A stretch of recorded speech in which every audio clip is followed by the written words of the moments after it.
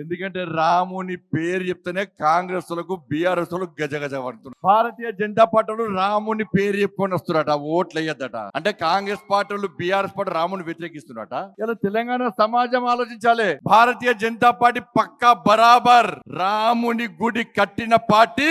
ఈ దేశంలోని ప్రతి హిందువు భాగస్వామ్యంతో భవ్యమైన దివ్యమైన రామ మందిరాన్ని నిర్మించిన పార్టీ భారతీయ జనతా పార్టీ. బరాబర్ రాముని పేరు చెప్పుకొని వస్తాం.